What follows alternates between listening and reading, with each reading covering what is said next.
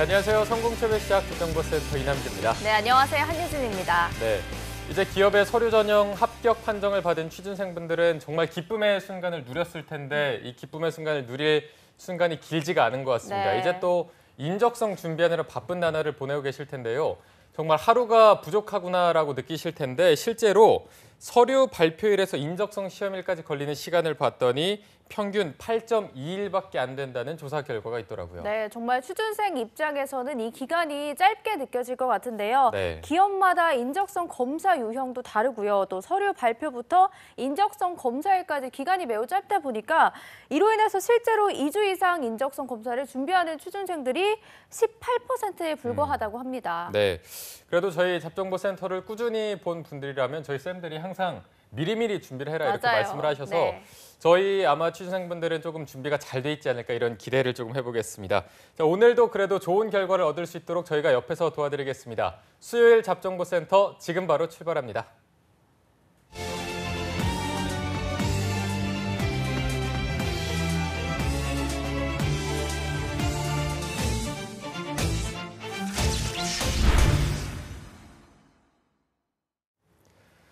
네, 취준생들에게 가장 적합한 취업 타이밍을 찾아 최고의 취업 역량을 펼칠 수 있도록 성공 취업의 맥을 짚어드리는 마감 임박 인적성 골든타임 탈락의 아픔 2번의 후회는 없도록 저희가 도와드리겠습니다. 네, 오늘은 은행권 채용에 있어서 공정성과 투명성 확보를 위해서 필기시험이 도입됐는데요. 그 전형에 대해서 알아보도록 하겠습니다. 네. 오늘 함께해 주실 분은 은행 공채에서 정말 취준생들에게는 절대적인 분이십니다.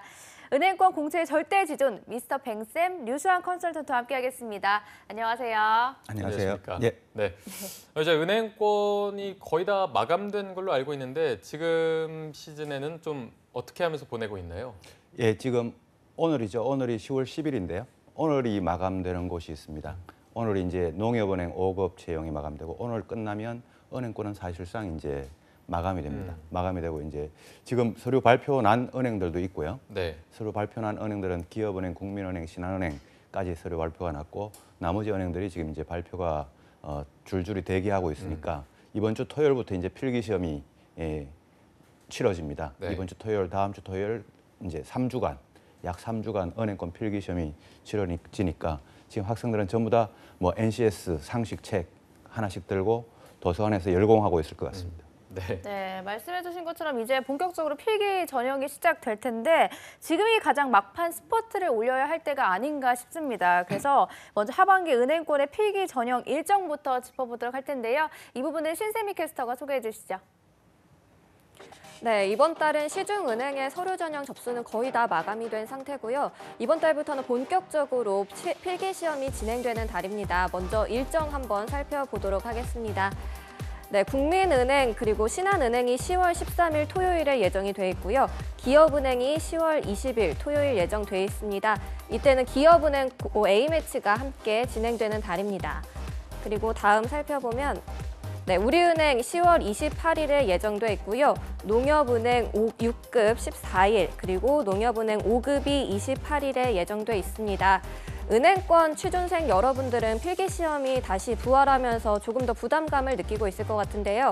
뱅쌤과 함께 어떻게 준비하면 좋을지 함께 알아보도록 하겠습니다.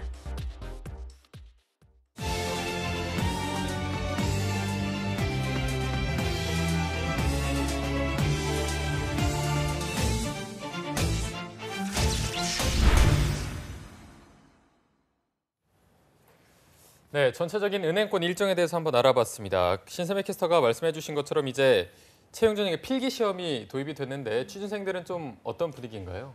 예, 아까 말씀드린 것처럼 지금 이제 뭐 좀 다 열공하는 분위기고요. 네. 근데 지금 은행권이 채용하는 데 있어 가지고 필기 시험 유형이 조금씩 달라서 그 학생들이 조금씩 이제 좀 혼란스러운 그런 면이 있고 당장 10월 9일 어제였죠. 어제 첫 번째 필기 시험이 스타트를 했습니다. 수협은행이 이제 어제 필기 시험을 받고 어제 수협은행 필기 시험 봤던 우리 취준생분들한테 그 뒤에 조사를 좀 해보니까 문제가 좀 어렵게 나왔다 이런 이야기들이 있으니까 네. 나머지 이제 계속 이어지는 우리 은행권 필기 시험 준비 조금 빡세게 준비를 해야 될 것 같습니다. 네. 확대된 채용 규모에 한시름을 좀 놓긴 했지만 다시 또 필기시험이 부활하면서 취준생 여러분들이 여러 가지로 부담을 느끼고 있는 것 같습니다. 뱅쌤이 보시기에 올해 하반기에 필기 전형에서 달라진 게 있다면 어떤 거라고 볼 수 있을까요? 지금 지난 상반기에는 좀 우왕좌왕 채용이었다 그러면 이번 하반기부터는 이제 좀 그 우리 객관식 그 평가라든가 이런 게 좀 이제 정착되는 그런 시기라고 할 수 있는데 주로 이제 이번 하반기 좀 달라진 점이 있다면 서류 전형 배수가 좀 높아졌고요. 서류 전형 합격자 배수. 그래서 지금 신한은행, 국민은행, 기업은행 이렇게 세 곳이 발표가 났는데 합격 인원이 예상보다는 조금 많았던 것 같습니다. 그래서 많은 우리 취준생들이 필기시험 기회를 가질 수 있게 되었다라고 하는 측면이 한 가지 특징이고 또 뭐 굳이 특징이 있다면 상식 시험, 이게 경제 상식 그러니까 객관식 시험이죠.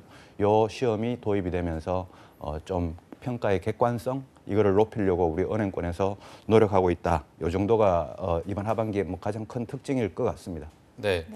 자, 국민은행이나 신한은행 그리고 농협 6급 같은 경우에는 당장 이번 주 주말이 필기 시험이 돼 있는데 해봤자 뭐 한 2, 3일, 3, 4일 정도밖에 안 남은 것 같습니다. 그렇죠. 이때 좀 어떻게 준비하는 게 가장 좋을까요? 예, 그래서 그 은행권 아까 우리 처음에 그 오프닝 멘트 할 때 말씀 주셨는데 평균 서류 전형 발표가 나고 필기 시험까지가 보통 한 일주일이 안 됩니다. 일주일이 안 되기 때문에 우리 취준생분들은 이거를 평상시에 공부를 하고 있거나 아니면 평상시에 공부하기도 참 어려운 부분입니다. 이 상식이라고 하는 부분이. 그래서 그 시험 범위가 너무 광범위하기 때문이죠. 그래서 평상시에 좀 책이라든가 뉴스라든가 이런 거를 평상시에 좀 보면서 준비하는 게 그게 가장 최선일 것 같고 지금은 그렇습니다. 지금 이제 한 며칠 안 남은 상태에서는 가급적이면 좀 실전하고 좀 비슷한 문제들 이런 문제들을 위주로 풀어보고 또 틀린 부분을 다시 한번 더 이해할 수 있도록. 근데 이제 좀 자주 나오는 어떤 영역들이 있습니다. 경제나 금융과 관련해서는 자주 나오는 영역들에서는 좀 이해도를 좀 높일 수 있도록 그런 전략을 짜보는 것도 좋을 것 같습니다. 네, 그래서 오늘 뱅쌤과 함께하는 경제와 금융, 시사상식의 객관식 시험을 대비하는 시간을 준비를 한번 해봤는데요. 네. 뱅쌤 오늘 어떤 식으로 문제를 풀어볼까요? 예, 오늘 우리가 문제 풀어보는 시간을 가질 텐데 아까 우리 대기실부터 전부 다 열공 분위기였지 않습니까? 급하게 또 벼락치기를 했죠. 그 오늘은 그 대본에 전혀 정답도 없고요. 네. 그래서 우리가 실전하고 비슷하게 우리 취준생분들도 같이 풀어볼 텐데 문제는 그 너무 쉬운 문제들은 오늘 풀어보지 말고 뭐 서로 우리 취준생분들도 크게 도움이 안 될 것 같으니까 최소한 시험 문제에 나올 것 같은 정도의 난이도 또는 그 이상의 문제를 풀어봐야 실전에서 도움이 될 것 같습니다. 그래서 시사 상식 쪽과 경제 금융 쪽을 나눠서 중급 이상 그러니까 실전에서 나오는 정도 난이도보다 조금 더 어려운 쪽으로 제가 준비를 해봤습니다. 네. 네, 알겠습니다. 그럼 이제 본격적으로 인적성 문제들을 함께 풀어보도록 할 텐데 언제 또 여기 앉아주셨네요. 오늘 신채미 캐스터도 함께 문제를 풀어볼 텐데 네. 이만의 각오 한번 들어볼게요. 네, 오프닝 때 18% 정도가 준비를 한다고 했는데 저는 그럼 82%를 대표를 해서 취준생 여러분들에게 빙의를 해서 열심히 한번 풀어보도록 하겠습니다. 네, 알겠습니다. 뱅쌤께서 아까 말씀하신 것처럼 여기에 정답이 적혀 있지 않아서 저희도 네, 실제 맞아요. 문제 푸는 느낌으로 한번 풀어보도록 하겠습니다. 자, 그럼 대망의 첫 번째 질문부터 한번 살펴보도록 하겠습니다. 자, 이제 난이도는 중에 속하고요. 세계에서 인구 1위 국가에서 5위 국가까지 순서가 바르게 이어진 것은 하고 1번부터 4번까지 돼 있습니다. 이게 일단 보면은 중국, 인도, 미국은 다 아시는 것 같아서 앞에 다 그냥 쭉 돼 있고요. 네. 브라질과 인도네시아, 나이지리아 중에서 좀 골라야 될 것 같은데 네, 전 좀 찍었습니다. 저도 찍었어요. 이건 어떻게 해야 되죠? 저는 1번하고 3번에 브라질이 2개가 있어가지고 예. 확인을 그렇게 했고 그 마지막 거는 저는 인도네시아로 찍었습니다. 저는 네. 전 1번. 저도 1번이요. 저 1번. 따라하세요.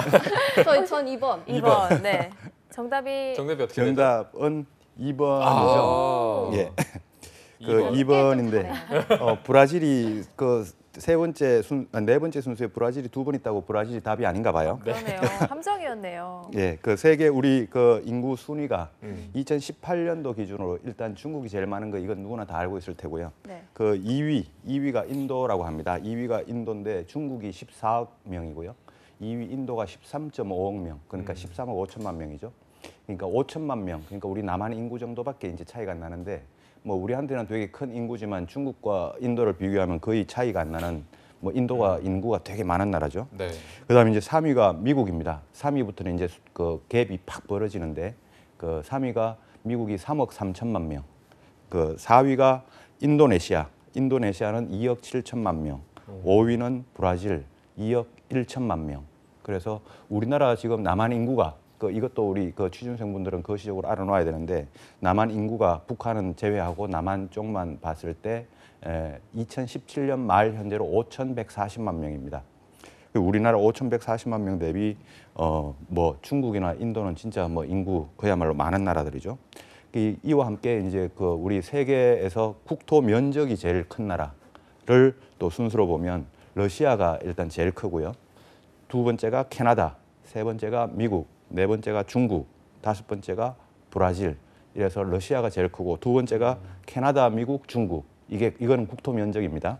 근데 인구는 중국, 인도, 미국, 인도네시아, 브라질. 뭐 요 순서를 외우기는 참 어렵겠습니다만 오늘 지금 제가 설명드린 것처럼 귀에 한번 익혀 놓으시면 좋겠습니다. 네, 알겠습니다. 네, 알겠습니다. 첫 번째 문제는 몸풀기로 조금 풀어봤고요. 이런 유형의 시험이다라는 점을 네. 알아주셨으면 좋겠습니다. 자, 이제부터는 본격적으로 문제를 풀어보도록 할 텐데 다음 문제는 어떤 건가요? 다음 문제는 우리 우리나라 국토를 사랑하는 마음으로 국토에 대한 섬에 대한 문제를 한번 준비해봤습니다. 화면이 준비가 되셨을 네, 지금 나오고 있네요. 겠죠. 우리나라 이 국토의 섬에 대한 설명으로 잘못된 것은 이라고 하는 이 문제를 한번 풀어보도록 하겠습니다. 네. 자, 일단 1번이 우리나라 섬들 중에는 유인도보다 무인도가 많다. 그리고 2번이 우리나라 섬의 크기는 제주도, 거제도, 진도, 강화도 순이다. 3번 우리나라에서 섬이 가장 많은 지자체 순위는 전남, 경남, 인천, 충남 순이다. 4번 우리나라 섬들은 유인도와 무인도를 합쳐 총 3,000개 이상이 된다. 자, 이 중에서 이제 하나가 틀린 게 있는 거죠. 예, 하나가 틀린 게 있네요. 캐릭터는 정답이 없는.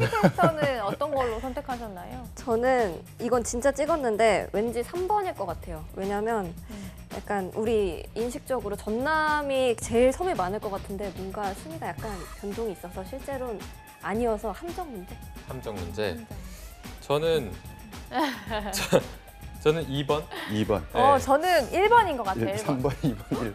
1, 2, 3번 중에 왜 그러세요? 저 너무 찍기 잘하는 것 같아요. 왜요? 아직 말씀 안 아, 하셨죠? 아니에요? 3번이라 하시지 않았어요? 3번, 2번, 1번 다 나와서 혹시 그 정답이 답이 어떤 건가요? 예, 정답은 3번입니다. 오, 진짜 잘 지금 아까 1번도 맞추지 않았습니까? 예, 맞아요. 지금 100점을 달리고 계신데요. 야. 지금 전혀 답이 없는 문제를 지금 100점 달리고 지금 저 은행권으로 취업을 하셔야 될 거예요. 도전을 한번 해보셔도 좋을 것 가능성이 같습니다. 예, 지금 설명해 주실까요? 우리나라 섬을 보면요. 우리나라 섬이 되게 많은 나라입니다. 세계에서 4위라고 합니다. 섬이 많은 나라로. 근데 섬이 많은 나라인데 유인도와 무인도, 이제 무인도는 사람이 살지 않는 곳이죠. 무인도가 더 많다고 하고요. 그다음에 실제로 섬의 크기가 우리나라에서 제일 큰 섬이 이제 제주도죠. 제주도가 제일 큰데 두 번째가 거제도, 진도, 강화도 이 순서가 제주도 우리나라 섬의 크기가 맞고요. 그다음 아까 섬이 가장 많은 지방자치단체 이 순위가 아까 우리 신세미 캐스터님이 1번 전남이 아닐 것 같다라고 했는데 1번 전남 맞습니다. 첫 번째는 전남이 맞고 두 번째 경남 이 두 번째도 맞고요. 네. 세 번째 네 번째가 바뀌었습니다. 아. 인천과 충남이 아니고 충남과 인천이라고 합니다.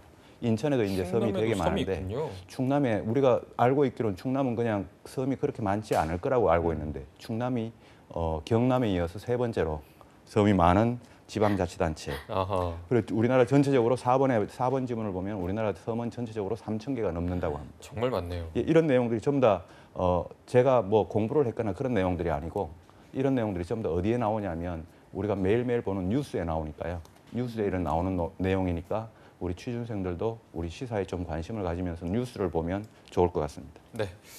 자, 알겠습니다. 일단 신세미 캐스터는 정답률 100%를 향해 가고 있고요. 저희는 네. 빵 %입니다, 현재. 분발하겠습니다. 바로 다음 문제는 저희가 꼭 맞추도록 해보겠습니다. 다음 문제 어떤 거죠? 다음 문제는 시사 상식 문제 계속 한번 가보는데요. 시사 상식 문제에서 우리나라로 진출해 있는 중국계 은행 명칭이 아닌 것을 찾아보라. 우리나라에 지금 중국계 은행들이 많이 진출해 있습니다. 진출해 있는데 중국계 은행 중에 진출해 있지 않은 은행 한번 찾아보라라는 질문입니다. 와, 이거는 정말 처음 보는 거라서 잘못된 것, 예. 잘못된 것. 뭔가 건설, 교통, 공업은 있을 것 같아서 저는 3번 하겠습니다. 광대요? 광대요. 광대은행. 저는 그럼 그거에 넘어가지 않고 2번을 하겠습니다. 저도 2번 하려고 그랬는데. 저 그럼 두 2번. 분은 2번? 네. 두 분 2번. 그 신세미 캐스터님은 오늘 100점을 다 맞으면 제가 끝나고 그 커피를 한 잔 쏘려고 했는데 했는데 여기서 그랬네요. 여기서 안타깝게 네. 정답은 1번입니다. 다 틀렸네. 예, 다 틀리네요. 공업은행. 근데 이거는 예. 진짜 시사상식으로 이런 문제가 나온 적이 없는 것 같아서. 시사 상식이 아니고 이건 이제 은행권과 관련된 거니까 우리 그 취준생 분들이 그 해외에서 진출해 우리나라가 해외로 진출하는 은행도 나라들이나 뭐 지역이나 이런 것도 관심을 가져야 되겠지만 네. 외국 은행이 우리나라에 들어오는 이런 은행들에 대해서 특히 이제 중국은 우리하고 관계가 특히 크지 않습니까? 그래서 이런 은행도 관심을 좀 가져야 되는데 우리나라로 들어와 있는 중국계 은행이 총 6개가 있습니다. 6개가 있는데 6개 은행이 이제 중국은행, 그다음에 중국건설은행, 중국교통은행, 중국농업은행, 중국교통은행, 그리고 중국광대은행까지 이렇게 6개가 있습니다. 중국광대은행이라 그러니까 광대라는 이름이 조금 이상하지 않습니까? 네. 그래서 이 중국광대은행을 찍으시는 분들이 있을 것 같은데 중국광대은행이 우리나라에 가장 최근에 들어왔습니다. 2016년도. 나머지 이제 5개가 우리나라에 들어와 있는데 1번에 중국공업은행이 아니고 중국에서는 이 공업은행을 공상은행 해가지고 공업의 공, 상업의 상 해가지고 중국공상은행이 우리나라에 들어와 있지 중국공업은행이라고는 따로 있지 않습니다. 네. 그래서 이런 문제는 이제 우리 은행권에 좀 관심을 가지고 있으면 맞출 수 있을 법한. 그냥 우리 뭐 세 분 그 앵커님들께서는 뭐 은행권하고는 좀 관계가 있으니까 관계가 조금 머니까 뭐 충분히 틀릴 수도 있겠죠. 충분히 알겠습니다. 이해가 됩니다. 자, 다음 문제 풀어보겠습니다. 아까 저희가 맨 처음에 하려고 했던 문제는 CG가 준비가 안 돼 네. 있어서 바로 다음 문제로 예, 예. 넘어가서 4번 문제도 한번 풀어보도록 하죠. 어떤 문제가 더 있죠? 자, 4번 문제는 우리 그 은행원들의 급여에 대한 문제가 될 텐데요. 그 통상 시중은행에서는 모든 그 급여일이 21일이 매월 급여일이 지급이 됩니다. 그 21일이 매월 지급일이 되는데 만약에 이제 우리가 급여일이 21일 날 은행원들이 급여를 받는다면 이 급여가 그 언제부터 언제까지의 급여가 될 것인가라는 문제가 우리 4번 문제입니다. 그래서 1번 보기 이제 지문을 보면 1번이 만약에 9월 21일 날 우리가 급여를 받았다 그러면 1번은 8월 1일부터 8월 31일까지 그러니까 전 달에 근무했던 거를 9월 21일 날 급여를 받는다. 이게 1번 지문이고요. 네. 두 번째는 8월 21일부터 9월 20일까지 바로 직전 한 달 일수 기준으로 이때 근무했던 거를 21일 날 지급받는다라는 게 이제 2번이고 3번은 9월 1일부터 9월 30일까지 급여. 그러니까 아직까지 열흘은 근무하지 않았던 거죠. 그거를 21일 날 지급받는다. 4번은 9월 21일부터 10월 20일까지 100% 선불 개념입니다. 선불 개념의 급여를 9월 21일 날 지급받는다. 과연 은행원들은 어떤 방식으로 지금 급여를 지급받고 있을까요? 라는 문제가 4번 문제입니다. 네. 혹시 은행원은 보통 회사원들과 급여 개념이 좀 다른가요? 급여 개념은 동일하죠. 똑같. 급여 개념은 동일한데 급여 지급 기준은 조금 다를 겁니다. 저는 이제 뭐 저번 달에 근무했던 거를 보통 돈을 받기 때문에 네. 8월 달에 근무한 게 9월 21일에 들어오지 않을까 해서 저는 1번을 택하도록 하겠습니다. 근데 저도 2번을 하려고 했다가 2번이 급여일이 21일이니까 하루 안에 이게 처리가 안 될 것 같아서 저도 1번이 아닐까. 저는 처리가 될 것 같아서 2번. 2번. 아 그래요? 아, 네. 보통 우리 그 취준생 특히 이제 대학생들이죠. 대학생들 알바를 하면 8월 달 기준으로 8월 1일부터 8월 31일까지 알바를 했다 그러면 그 급여가 보통 9월 5일 또는 9월 10일, 뭐 9월 15일 이런 식으로 이제 그 후급 방식으로 이제 지급이 되죠. 이제 지급 방식 되는데 우리가 만약 여기서 1번을 선택했다 그러면 8월 1일부터 8월 31일까지 그 전달에 이제 근무했던 거를 21일이 지난 후급 방식으로 이제 지급한다는 그런 논리가 되거든요. 근데 은행이 이제 그렇게 그 안 좋은 직장이 아니고 좋은 직장이지 않습니까? 그래서 은행은 어떻게 급여를 지급하냐면 3분의 2는 후급 방식으로 3분의 1은 선급 방식으로 지급을 합니다. 그 말은 9월 1일부터 9월 30일까지 근무하는 그 내용을 9월 21일 날 지급한다는 거죠. 그래서 9월 20일까지의 3분의 2를 지급했던 후급 개념이죠. 그런데 앞으로 발생할 열흘 동안의 급여는 선불로 미리 준다는 거죠. 이제 그만큼 복지가 좋은 거죠. 그게 보통 우리 알바를 하면 이제 100% 후급 방식이지 않습니까? 네네. 거기에 비해서 상대적으로 이제 대기업이나 특히 은행권에 가면 급여나 이 복지 제도가 좋아서 이렇게 후급이 아니고 선급 방식으로 선급 방식이 포함된 방식으로 급여가 지급됩니다. 네. 한 번도 이렇게 성급을 받아본 적이 없어서 이런 기분은 어떨지 궁금하네요. 3번이 되는 거죠, 그러면? 예, 그렇죠. 정답은 3번. 네, 3번. 알겠습니다. 3분의 2는 후급, 3분의 1은 선급 방식입니다. 네. 네, 다음번에는 이번에 난이도 상 문제로 한번 넘어가 보도록 하겠습니다. 8번인데요. 미국에서 열리는 잭슨홀 미팅에 대한 설명으로 잘못된 것은 1번은 이 행사는 미국 캔자스시티의 연방은행이 주최하는 회의다.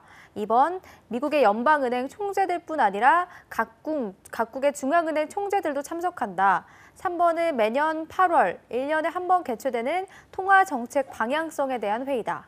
4번, 한국은행 이주열 총재는 부임 이후 매년 이 회의에 참석하고 있다.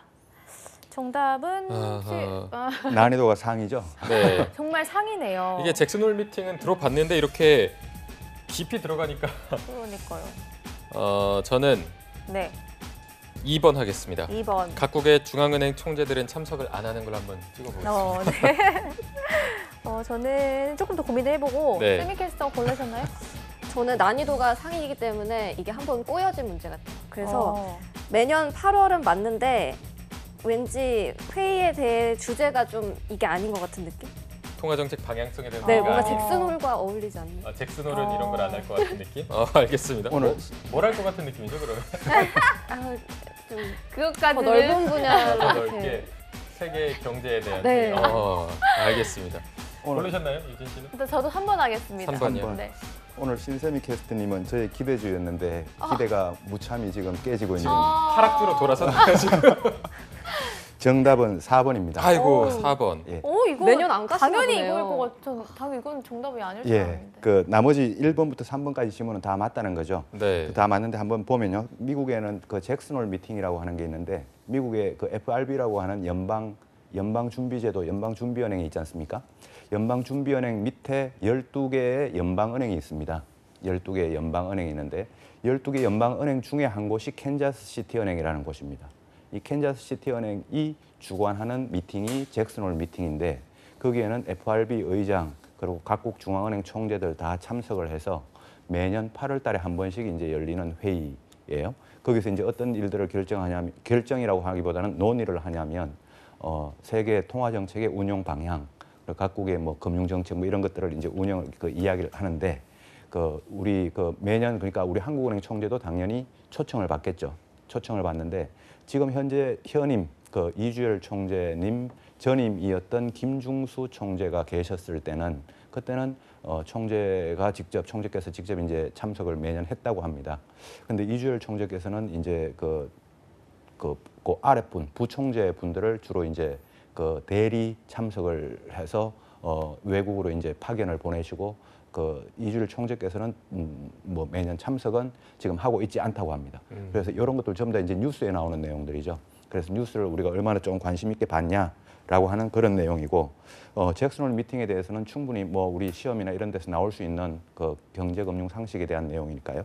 여러분들 알아놓아야 될 것 같습니다. 네. 우리 캐스트님, 앵커님들은 다 일단 틀린 거지만 알고 계시면서 틀렸다고 저는 생각을 하고 있습니다.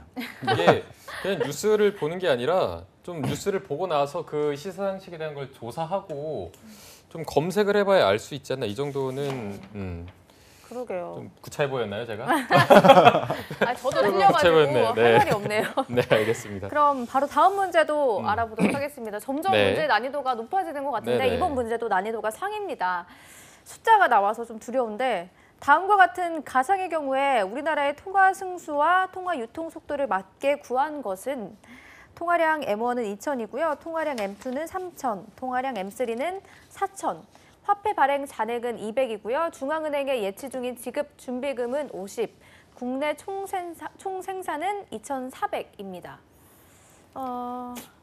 이게 뭐, 아는 이 게 문제는 뭐 좀 맞히기 진짜 뭐 경제를 전공하거나 뭐 그렇지 네. 않으면 맞추기가 진짜 어렵겠죠. 네. 전공이 어떻게 되시죠? 저는 언론홍보학과입니다. 전공이 어떻게 되세요? 문헌정보학. 문헌정보. 전 중국학이라서 이거는 좀 답변을 해주실까요? 네, 제가 맞아요. 모르겠습니다. 의미가 없을 것 같아요. 저는 전공이 경제학입니다. 아 그러면 좀 제대로시겠네요. 예. 그리고 저는 전공이 경제학이기 때문에 저 빼고 나머지는 일단 상경 계열이 아니시니까요. 네. 제가 이거는 뭐 우리 전혀 관계가 없으신 우리 앵커님들께서 이 문제를 바로 맞춘다는 건 이거는 실상 불가능할 거고요. 근데 우리 은행권 취준생분들은 이 문제가 자주 나오니까요. 우리 객관식에 자주 나오니까 이 문제는 꼭 그 개념을 익혀 놓으셔야 됩니다. 여기서 이제 주로 나오는 그 개념이 뭐냐면 본원 통화라는 개념이고요. 그다음 두 번째는 화폐 발행 잔액, 세 번째는 통화 승수, 네 번째는 통화 유통 속도라고 하는 건데요. 이 통화 승수의 공식, 그다음에 통화 유통 속도의 공식을 여러분들은 꼭 알아놓아야 됩니다. 통화 승수는 M2 통화량을 보는 통화로 나눈 겁니다. 화폐 발행 잔액으로 나눈 게 아니고 M2 나누기 보는 통화를 한 게 통화 승수의 개념이고요. 그다음 통화 유통 속도는 GDP 나누기 M2입니다. 이 공식을 여러분들은 꼭 머릿속에 익혀 놓으셔서 이 문제가 매년 이게 자주 나오더라고요. 그래서 이 문제를 이 공식만 가지고 이제 풀어보면 정답은 3번이 나옵니다. 3번 통화 승수는 12가 나오고 통화 유통 속도는 0.8이 나오는데 통화 승수가 이제 12가 나오는 게 통화 승수는 통화량 나누기 보는 통화니까 통화량이 3,000이에요.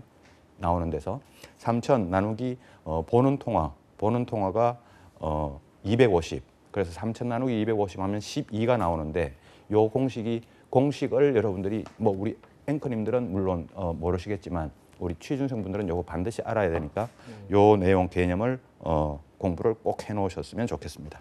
네. 네. 정말 어려워요. 어려우셨죠? 방송하면서 처음으로 뱅쌤 말이 안 들어왔어요. 계속 뭐라고 설명을 여기 하시는데 귀를 통해서 이쪽으로만 나갔어요. 나가는데 저쪽 귀까지 나가더라고요. 이렇게 와서 저까지 일방적으로 나가더라고요. 네, 어렵네요. 지금까지 오늘 문제를 좀 몇 개 풀어봤는데 네. 저는 빵개를 맞힌 것 같습니다. 저도 빵개입니다. 세미 씨는 두 개 독보적인 2개 1위네요. 맞았어요. 1위. 야. 정말 오늘의 기대주. 지금까지 이렇게 문제 난이도 성향들을 살펴봤는데 혹시 몇 점 정도 받아야 합격할 수 있는 지금 건가요? 이런 정도의 문제가 한 10개 정도 나온다고 봤을 때 10개 중에 한 5개, 6개 정도는 맞추어야 한 6개 정도를 저는 뭐 60점이죠. 60점 정도를 보는데 최근에 실제로 시중은행에 이제 객관식 시험을 보러 갔을 때 커트라인이 어느 정도에서 형성이 되냐면 대부분 60점에서 70점 정도에서 형성이 됩니다. 그래서 오늘 우리 메인 앵커님 두 분께서는 직업 선택을 참 잘하셨다. 위로가 안 되죠, 왜? 네, 저희 모두 탈락인 걸로. 네. 가지도 못하겠네요. 잘하고 은행 계신 중이고 우리 신세미 캐스터님은 끝나고 난 다음에 취업 상담을 한번 다시 받아보는. 재취업 상담을 한번 해보셔야 될 것 같습니다. 신입으로 한번 좋겠네요. 알겠습니다. 네. 저희가 할 말이 없네요. 많이 틀려갖고 네. 일단 바로 다음 문제도 한번 살펴보도록 하겠습니다. 다음 문제도 좀 난이도 상이어서 자 어떤 문제가 있는지 한번 또 말씀해 주실까요? 예, 어떤 문제를 볼까요? 네, 10번 10번이네요. 자, 10번 문제는 어떤 문제인가 하면 다음 은행들 중에 2018년 8월 그러니까 지금 현재의 기준입니다. 현재 캄보디아는 어디에 있는 나라인가 하면 인도차이나 반도 그러니까 우리나라가 그 신남방 정책이라고 하는 곳에서 중요한 지역에 있는 나라죠. 동남아시아 지역이죠. 이 캄보디아의 지점 또는 현지법인 형태로 진출하지 않은 은행으로 바르게 묶은 것은 해가지고 A는 기업은행, B는 KEB 하나은행, C는 농협은행, D는 국민은행, E는 신한은행, F는 우리은행. 이 은행들 중에 지금 현재 캄보디아에 진출해 있지 않은 은행들이로 맞게 묶은 것은 어떤 은행들일까요? 라는 질문입니다.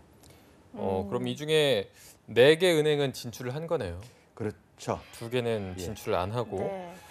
자, 왠지 농협은행이 끼어 있을 것 같아서 저는 네. CD 3번 하겠습니다. 3번이요. 정말 찍으시네요. 점점 자신감이 없어지네요. 신세미 캐스터도 계속 무슨 알파벳을 세는 것 같던데. 이게 찍으려면은 이 구성을 좀 잘 살펴봐야 되거든요. 예. 그래서 저는 5번으로 찍겠습니다. 5번. 왠지 농협은행이 진출해 있을 것 같아요. 의외로. 어허. 농협은행이 진출해 있을 것 같다. 의외로. 예, 예. 의외로. 의외를 자꾸 파고드시네요. 알겠습니다. 저는 4번 하겠습니다. 4번. 네. DE. 답이 어떤 건가요? 역시 그 정답을 우리 이 대본에 정답이 전혀 없지 않습니까? 그 없으니까 훨씬 이 실감이 나는데요. 이번에도 다 틀렸어요. 한 아이고. 문제는 맞히고 싶었는데. 답이 어떤 거죠? 정답은 1번입니다. 1번. 1번 우리 그 기업은행하고 KEB 하나은행. 왜 진출 안 지금 했지? 진출을 왜 안 진출 좀 갔을까요? 하지. 캄보디아로 네. 캄보디아로 안 가고 나머지 은행들 농협은행, 국민은행, 신한은행, 우리은행 이 네 은행은 지금 캄보디아는 그 지금 현재 공산 국가, 사회주의 국가입니다.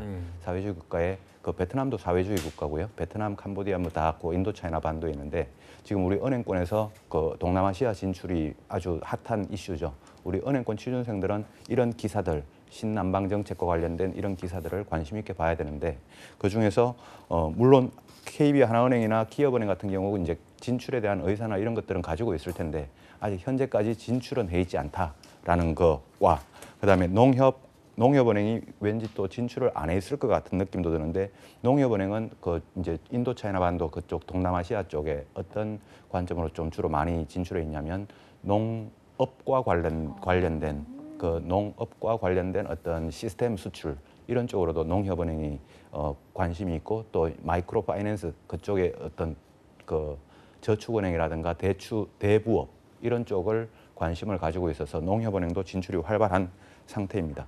그래서 일단 캄보디아에는 기업은행하고 KB 하나은행이 진출해 있지 않다. 이렇게 우리가 좀 알고 있으면 좋겠습니다. 네. 네. 자, 저희가 오늘은 시간을 꽉꽉 채워서 문제를 한번 계속 풀어보도록 네. 하겠습니다. 다음 질문이 역시나 난이도 상, 뱅크 사인에 관한 질문인 것 같은데 제가 좀 한번 읽어보도록 하겠습니다. 2018년 8월에 출시된 은행권의 공동 공인 인증서 뱅크 사인에 대한 설명으로 잘못된 것을 고르시오. 1번이 뱅크 사인 개발에 참여한 은행은 총 18개 은행이며 참여한 IT 업체는 삼성 SDS이다. 그리고 2번 인터넷 전문 은행은 2곳, K뱅크와 카카오뱅크 모두 뱅크 사인 방식을 도입하지 않아서 사용이 불가능하다.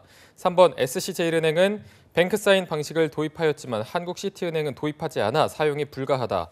4번 증권, 보험, 카드 회사의 인증서와는 모두 연동이 되지 않는다. 5번 모바일 기반 뱅크 사인은 6자리 비밀번호, 지문, 패턴 방식의 인증이 가능하다. 네. 신세미 캐스터 찍으셨나요? 어떻게 네. 허점을 또 네, 발견하셨나요? 허점이 있어요. 이게 허점이 있어요. 네. 모두란 말은 좀 위험하기 때문에 모두란 말이 들어간 4번. 이번에도 모두가 있는데 어떻게 이번에도요? 된 거죠? 네. 아, 근데 이건 또 약간 함정이거든요. 왜 함정이죠? 자꾸 함정을 만들. 본인이 만들고 본인이 오늘 빠지는 거 함정을 자꾸 만드시는데 매 문제마다 함정이 있네요. 네, 이게 함정을 찾는 게 제일 중요해요. 그래서 이 중에 하나 될 것 같아서 4번 하겠습니다. 4번, 네, 저는 그럼 2번 함정을 들어가 보도록 하겠습니다. 저는 2번. 2번, 네. 4번, 전 5번이요. 예, 드디어 우리 한효진 앵커님이 저 따라하셨죠? 아니요, 저 원래 2번 하려고 그랬어요. 한효진 앵커님이 맞추셨습니다. 와. 감격스럽습니다. 예, 정답은 2번. 2번. 2번이고요. 네. 2번을 보면 나머지 지문은 다 맞다는 거죠. 나머지 지문 맞는데 2번을 보시면요. 인터넷 전문 은행은 2곳이 있죠. 지금 카카오뱅크랑 K뱅크랑 모두 뱅크 사인 방식을 도입하지 않아서 사용이 불가능하다가 아니고 그 K뱅크는 그 이 뱅크 사인이라고 하는 공인인증서 새로운 공인인증서 시스템을 도입을 했습니다. 도입을 해서 사용을 하는데요. 카카오뱅크는 그 자체 카카오가 어떤 ICT 기업이다 보니까 자체 그 역량으로 이 공인인증서를 개발하겠다 해가지고 이 뱅크 사인이라고 하는 이 공인인증서 시스템을 지금 도입하지 않고 있습니다. 그 외에 나머지 지문들은 다 이제 그 맞는 지문들이고요. 이 뱅크 사인이라고 하는 게 2018년 7월 말에 나왔습니다. 7월 말에 나왔는데 은행권 취준생들은 당연히 이제 알고 있어야 되겠죠. 이거 말고 이제 정권업계에는 체인 아이디라고 하는 이 공인인증서 시스템이 나와 있고요. 이 좀 더 블록체인 시스템을 이용해 가지고 만든 공인인증서인데 이 지금 현재 그 뱅크 사인이 그렇게 은행권 그 소비자들한테 인기 있게 확산되고 있지는 못하다고 그렇게 합니다. 이제 처음이니까 그렇겠죠. 앞으로는 이제 점차 블록체인 시스템이나 뱅크 사인처럼 이런 시스템이 확산될 거라고 생각을 합니다. 네, 알겠습니다. 네, 알겠습니다. 자, 오늘 저희가 문제를 한번 풀어봤는데 신세미 캐스터가 2문제를 맞췄고요. 한유진 캐스터가 마지막에 한 문제를 네, 맞췄고 제가 예, 제 입으로 차마 말이 안 나네요. 빵 빵 문제. 문제입니다. 빵 문제 하나도 네. 못 풀었는데 이게 진짜 어려워서 지금 준비하는 분들도 굉장히 힘들어하지 않을까. 오늘 방송 본 분들은 이 문제가 정말 다 시험에 나와서 이것만큼 꼭 맞췄으면 하는 마음이 있는데요. 네. 마지막으로 이제 필기 시험이 얼마 안 남아서 그분들한테 신의 한 수 부탁드리겠습니다. 예, 지금 아까 뭐 제가 처음 말씀드렸는데 지금은 문제를 많이 풀고 틀렸던 문제 다시 보는 거. 그다음에 자주 나오는 영역이 있습니다. 자주 나오는 영역. 예를 들어서 경제학 쪽에서는 채권이라든가 채권 쪽, 여러분들 항상 두려워하는 쪽이죠. 채권 쪽. 그다음 아까 나왔던 통화성수 이렇게 자주 나오는 이런 쪽 문제를 조금 몇 개 풀어봄으로써 확실히 알고 어떻게 꼬아서 나오더라도 풀 수 있도록 하는 그런 연습. 지금 연습하는 시간이 뭐 한 일주일 안 남았거든요. 그런 관점으로 좀 최선을 다했으면 좋겠습니다. 네. 네, 알겠습니다. 그리고 오늘 함정을 계속 만들었던 함정 우리 수사. 신세미 캐스터 혹시 은행권 문제 풀어본 소감이 어떠신가요? 네, 초반에 기세가 좋았는데 자꾸 함정을 잘못 찾아서 이게 그 기본 지식이 안 돼 있어서 그랬던 것 같아요. 그래서 자꾸 찍으려고 함정을 찾다 보니까 약간 말렸던 것 같아서 아무래도 기본 지식이 먼저인 것 같습니다. 여러분 공부 많이 하시기 바랍니다. 네. 알겠습니다. 오늘 도움 말씀 주신 류수환 컨설턴트 그리고 신세미 캐스터 두 분과 함께했습니다. 고맙습니다. 고맙습니다. 고맙습니다. 네, 잡정보센터 1부에서 준비한 내용은 여기까지고요. 잠시 후 2부에서는요. 신세미 캐스터와 함께하는 일자리 방방곡곡이 준비되어 있고요. 네, 그리고 100만 취준생들을 위해서 열리라는 코너죠. 취준생 인권위원회도 준비되어 있습니다. 네, 어디 가지 마시고요. 채널 가장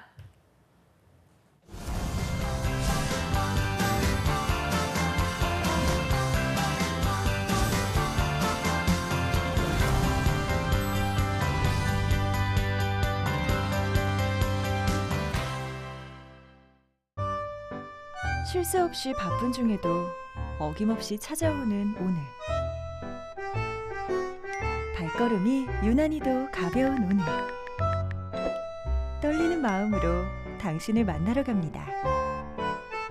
오늘도 고단했을 당신에게 내 마음을 전합니다. 고된 하루의 끝에 함께 웃을 수 있다면 오늘도 수고했습니다. 일한 만큼 보장받는 사회, 노동자도 고용주도 함께 살피겠습니다. 고용노동부.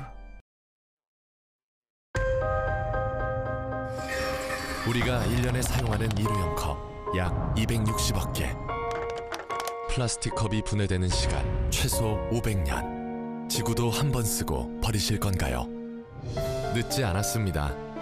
일회용품 줄이기, 나부터 시작입니다. 한국 직업 방송을 보면 취업이 보입니다.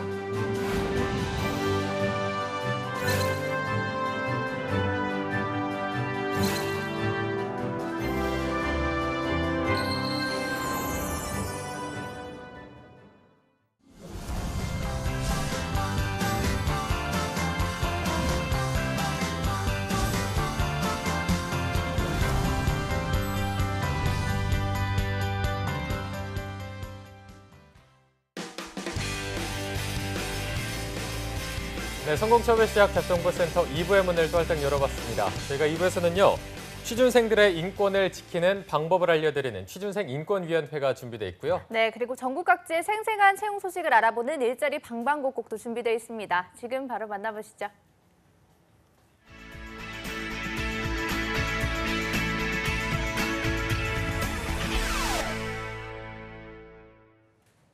네, 매일매일 전국 각지의 생생한 채용 정보를 알아보는 일자리 방방곡곡. 오늘은 수원으로 먼저 가보겠습니다. 수원 고용복지 플러스 센터의 이연자 주무관님, 안녕하세요. 네, 안녕하세요. 수원고용복지 플러스 센터의 이연자입니다. 네, 오늘 채용 소식 알려주시죠. 네, 이번 주 소개해드릴 채용 정보는 수원시 팔달구에 위치한 사단법인 온환경교육센터입니다. 시민들의 생태복지 확대를 위하여 설립되는 광교 생태환경체험교육관에서 근무할 직원 3명을 모집합니다. 교육 기획 및 운용을 총괄하는 담당자 1명, 교육 진행을 운영할 실무자 1명, 회계 및 행정관리를 담당할 직원 1명씩을 채용합니다. 지원 자격으로는 교육 총괄과 행정 업무는 학사 취득 후 1년 이상 실무 경력이 필요하며 교육 지원 부분은 고등학교 졸업 후 1년 이상 실무 경력이 필요합니다. 주 5일 근무로 급여는 분야별로 월 200만 원에서 230만 원이며 접수 기간은 10월 11일 목요일부터 17일 수요일까지이니 지원을 희망하시는 분은 워크넷 구인 정보의 자격 요건을 확인하여 첨부된 이력서와 자기소개서, 경력 증명서를 채용 담당자에게 이메일로 지원하시기 바랍니다. 네, 1년 이상 경력의 담당자 총 3명을 모집하고 있습니다. 관심 있는 구직자 여러분들의 빠른 지원 바라겠습니다. 주무관님 바로 다음 소식도 알아보겠습니다. 네, 다음으로 소개해드릴 구인업체는 화성시 장안면에 위치한 주식회사 상원입니다. 건축자재를 제조, 판매하는 회사로 유통사업부 영업관리 업무 5년 이상 경력이 있는 직원 1명을 모집합니다. 홈쇼핑과 온라인 영업, 해외 영업을 담당하게 되며 주 5일 근무로 급여는 연 4천만 원, 경력에 따라 면접 시 급여 협의 가능합니다. 접수 마감일은 채용 시까지이니 지원을 희망하시는 분들은 워크넷을 확인하여 이력서를 이메일로 지원하시기 바랍니다. 네, 5년 이상 경력의 직원 1명을 모집하고 있습니다. 채용 시 마감되는 구직권이니까요. 빠르게 지원하시기 바랍니다. 주무관님 오늘 소식 고맙습니다. 네, 고맙습니다. 네, 다음으로 서울의 박가혜 주무관님 연결돼 있습니다. 주무관님 안녕하세요. 네, 안녕하세요. 서울고용센터 박가혜 주무관입니다. 네, 주무관님 오늘 채용 소식 알려주시죠. 네, 첫 번째 알려드릴 소식입니다. 서울 서초구 논현로에 위치한 주식회사 바른유통에서 배송 납품 운전원 1명을 모집합니다. 지원 자격은 고졸 이상의 학력이 필요하며 경력은 무관한 신입 채용입니다. 1톤 냉동 탑차로 거래처의 배송 및 납품 영업 업무를 담당하게 됩니다. 운전면허가 필수이며 급여는 연봉 2,400에서 3천만 원 사이입니다. 접수는 이메일을 통해 이력서, 자기소개서 등을 제출하시면 되고 자세한 사항은 워커넷을 참고하여 지원하시면 되겠습니다. 네, 배송 납품 운전원 1명을 모집하고 있습니다. 채용 시 마감되는 구직권이니까요. 빠른 지원 바라겠습니다. 주무관님 바로 다음 소식도 알려주시죠. 네, 서울 성동구 고선자로에 위치한 이지텍에서 응력 소프트웨어 개발자 2명을 모집합니다. 지원 자격은 초대졸 이상의 학력과 5년 이상의 경력이 필요합니다. 웹개발 및 모바일 개발을 담당하게 되며 자바와 DB 경험자를 우대합니다. 급여는 연봉 3,200에서 4천만 원 사이입니다. 접수는 팩스, 이메일을 통해 이력서, 자기소개서 등을 제출하시면 되고 자세한 사항은 워크넷 홈페이지를 참고하여 지원하시면 되겠습니다. 네, 이 구직권 또한 채용 시 마감되는 구직권입니다. 관심 있는 분들은 빠르게 지원하시기 바랍니다. 주무관님 오늘 소식 고맙습니다. 고맙습니다. 네, 지금까지 일자리 방방곡곡 경기와 서울 지역의 채용 정보 알아봤습니다.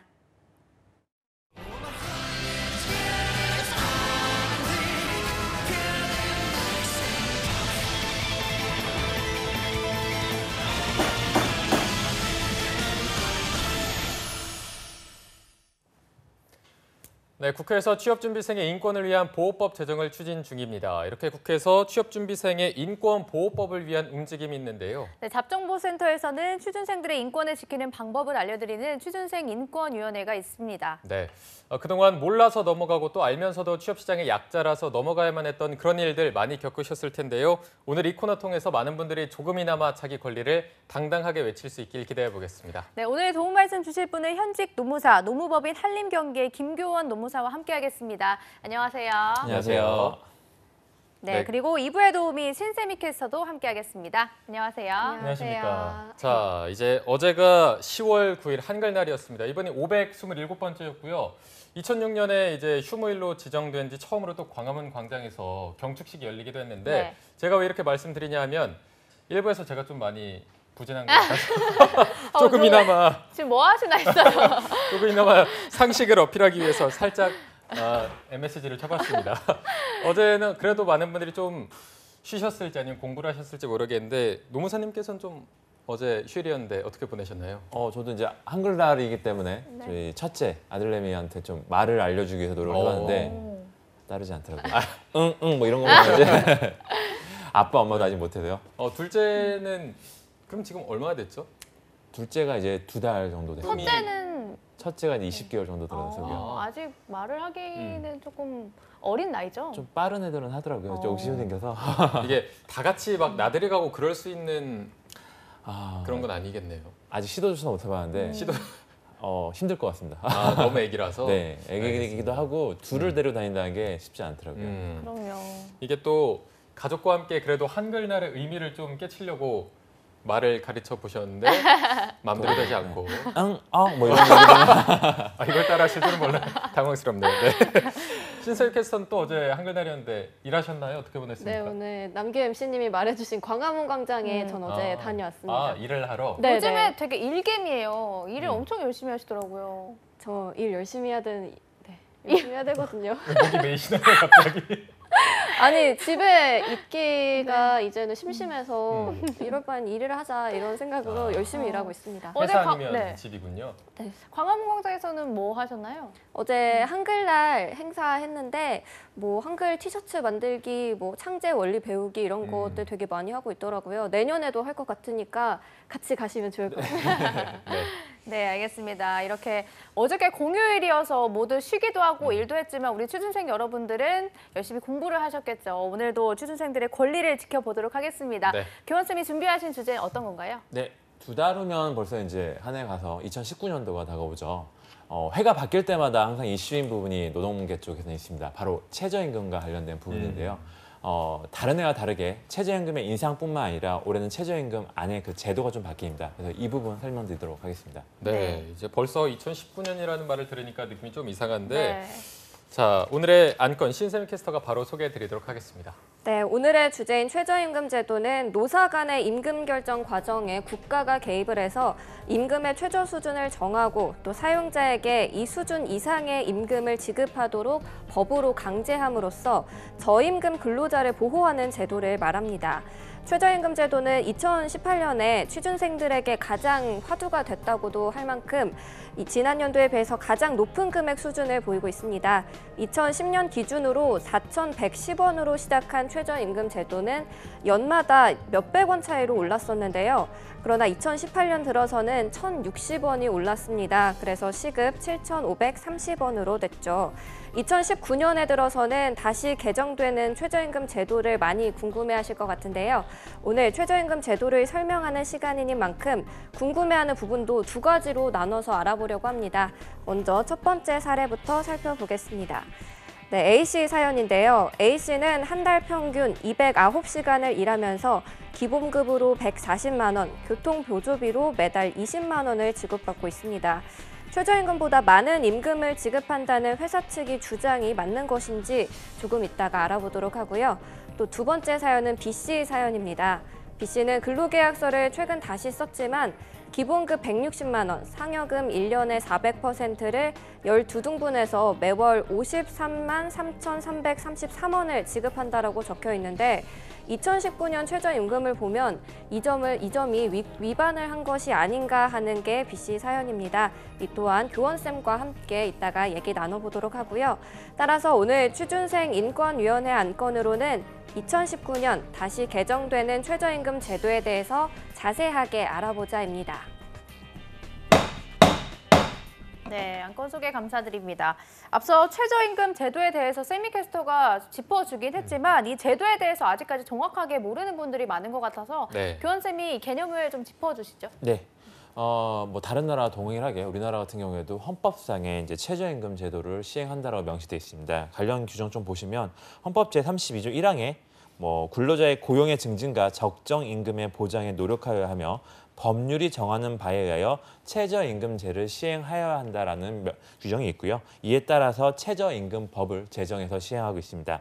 보통 이제 최저임금이라고 한다면 이게 어떻게 결정될지 좀 궁금해하시는 분들이 있으실 것 같은데 매년 최저임금위원회라는 어떤 회가 열리고요. 네. 거기에 근로자 측 9명과 사용자 측 9명 상당히 의견 대립이 심하죠. 이들만 있으면 최저임금 결정이 안 되다 보니까 네. 정부가 구성하는 공익기관 9명이 더 추가돼서 총 27명이 8월 5일까지 최저임금을 심의하도록 돼 있고요. 8월 5일에 결정되는 최저임금은 그 다음에 1월 1일부터 적용되도록 되어 있습니다. 네.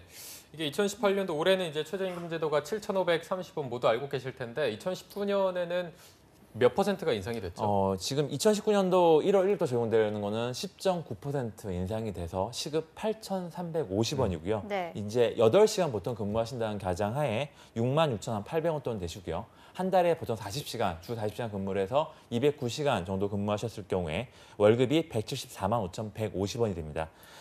올해 16.4% 인상됐는데 좀 그에 비해서는 좀 낮은 수치인 건 맞죠. 네. 네.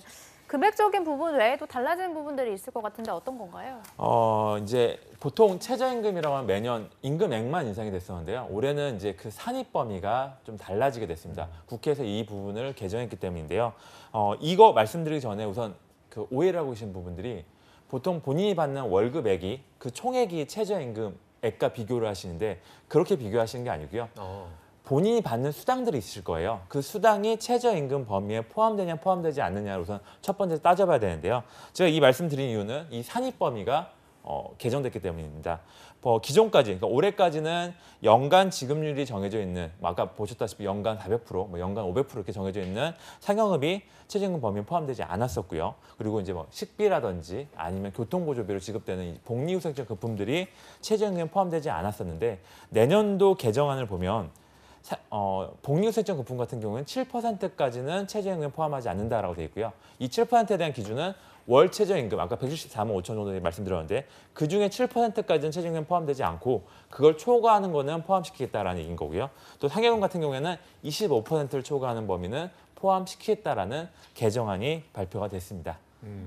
알겠습니다. 네. 자, 이제 앞서 여기서 또 추가 설명을 좀 해주실까요? 네, 지금 이제 화면을 제가 같이 준비를 좀 했는데요. 네. 어떤 그 임금 구성표를 보면 제가 기본급, 직제수당, 연장근로수당, 차량보집, 상여금 이런 식으로 급여 명세가 나와 있는 표를 하나 준비를 했어요. 네. 보시면 기본급이라고 하면 보통 이제 40시간 근무했을 경우에 본인 근로의 대가로 받는 어떤 임금이 되겠고요. 직책수당이라고 하면 직책에 따라서 받는 직책수당, 그리고 연장근로수당이라면 연장근로에 따라서 받는 연장근로수당이 되고요. 차량 보조비라고 하면 아까 말씀드렸던 복리후생적 금품이 되는 거고 상여금이 나와 있습니다. 보시면 이제 기본급 같은 경우랑 직책수당은 올해 기준으로도 아직까지 현재 기준으로도 최저임금 범위에 포함되고요. 나머지 부분들은 포함이 되지 않습니다. 그러나 이제 차량 보조비와 상여금 같은 경우에 아까 7% 초과 금액이라고 말씀드렸는데 월 최저임금액이 174만 5,150원이고요. 거기에 7%가 12만 2,161원 정도 됩니다. 그러니까 이 부분을 초과하는 복리후생적 금품은 최저임금 범위에 포함되고요. 그래서 20만 원 중에 12만 2,161원을 제외하면 7만 7,839원이 남죠. 그 차액분은 내년도부터는 최저임금에 포함되는 거고요. 상여금 같은 경우에는 174만 5,150원에 25%에 해당하는 금액이 43만 6,288원이고요. 이분 같은 경우에는 67만 5,287원을 받으시기 때문에 이 43만 6,288원을 제외한 23만 8,999원이 최저임금에 포함되도록 되어 있습니다. 네.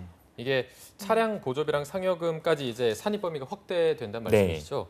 알겠습니다. 이게 저희가 숫자로만 들어서 잘 좀 이해가 안 되는 부분이 있어서 아까 신세미 캐스터가 소개해줬던 사연이랑 좀 대입을 해서 살펴보도록 하겠습니다. 아까 네. 사연이 A씨가 이제 한 달 평균에 209시간을 일했고 기본급으로 140, 네. 교통보조비로 20만 원을 지급받고 있는데 올해랑 이제 내년도 달라진 점을 좀 비교해서 설명을 해주실까요? 네네. 그 2018년도 기준으로 아까 말씀드렸다시피 기본급과 차량주비만 받으시는 분이다라고 한다면 기본급만 최저임금에 포함됩니다. 네. 올해 최저임금이 157만 3,770원인데 A씨 같은 경우에는 140만 원 받고 계신 거죠. 그러니까 한 달에 17만 3,770원씩 최저임금 미달분이 발생하는 거고 체불임금이 발생하는 겁니다. 근데 내년도에 좀 달라지는 거죠. 내년도에는 기본급뿐만 아니라 차량 유지비도 최저임금 포함되는데 20만 원 전액이 포함되는 게 아니라 아까 말씀드렸던 174만 5,150원 최저임금 월 기준 금액의 7%를 초과하는 금액 지금 계산을 해보면 아까 12만 2,161원 초과 금액이 7만 7,839원이죠. 이 부분이 포함되기 때문에 기본급 140만 원과 7만 7,839원을 더한 값을 최저임금에서 빼면 26만 7,311원이 미달하게 됩니다. 그러니까 이분 같은 경우에는 올해도 그렇고 내년도 미달액이 발생하는 미달액이 거죠. 되는 거네요. 네. 그러면은 회사 측의 주장이 맞는 게 아니라 이 A씨의 주장이 맞는 거네요. 네, 그러니까 많은 분들이 오해하신 것처럼 뭐 회사 측도 전 임금이 본인이 받는 총액이 최저임금에 다 포함된다고 생각을 하시는데 그렇지 않고 받는 수당에 따라 최저임금 액은 좀 나눠진다고 보셔야 됩니다. 네, 네. 그럼 B씨의 사례도 빠르게 살펴볼까요? 예, B씨의 경우 2018년 기준 기본금 당연 최저임금 포함되는데 기본금 최저임금 157만 3,770원이죠. 기본금이 160만 원이기 때문에 최저임금 미달분은 올해는 없습니다. 근데 2019년도를 보시면 이분이 상여금 받으신 게 153만 3,333원이에요. 여기에 아까 174만 5,150원의 25%가 43만 6,288원이기 때문에 9만 7,045원이 최저임금에 포함됩니다. 그러면 내년도 최저임금이 174만 5,150원인데 169만 7,045원은 이 최저임금에 미달되는 거죠. 미달분이 한 4만 8,105원이 되기 때문에 마찬가지로 최저임금 미달분이 발생합니다. 네. 이게 또 이렇게 비교해서 보니까 더 좀 쉽게 한눈에 들어오는 것 같은데 마지막으로 이를 정리해주는 교원쌤의 촌철살인 한마디까지 들어보겠습니다. 예, 오늘 주제 좀 어려우실 수도 있으실 것 네. 같은데 특히 숫자 약하신 분 더 그럴 것 같아요. 근데 이제 2019년도 최저임금이 10.9% 인상이 됐다라고 해서 모두 다 그 혜택을 지금 동일하게 받지는 못할 것 같습니다. 말씀드렸던 대로 최저임금 산입 범위가 확대됨에 따라서 최저임금 본인이 받는 최저임금이 내년도 최저임금 인상률에 비교해서 좀 더 낮아질 수 있다는 점 인지하시고요. 지금 현재 본인이 받고 계신 임금이 어떤 것들이 있는지, 수당들이 어떤 것들이 있는지 다시 한번 살펴보시길 바라겠습니다. 네. 네, 마지막 쌤의 한마디까지 들어봤습니다. 오늘도 취준생들의 권리를 위해서 열변을 토해 주셨는데요. 오늘 취준생 인권위원회를 위해서 수고해 주신 김교원 노무사님 그리고 신세미 캐스터 두 분 고맙습니다. 고맙습니다. 감사합니다. 네, 잡정보센터 오늘 준비한 내용은 여기까지입니다. 내일도 성공취업의 맥을 짚어드리는 마감임박 인적성 골든타임은 계속됩니다. 네, 저희는 내일 오전 10시에 웃는 얼굴로 찾아뵙겠습니다. 여러분 고맙습니다. 고맙습니다.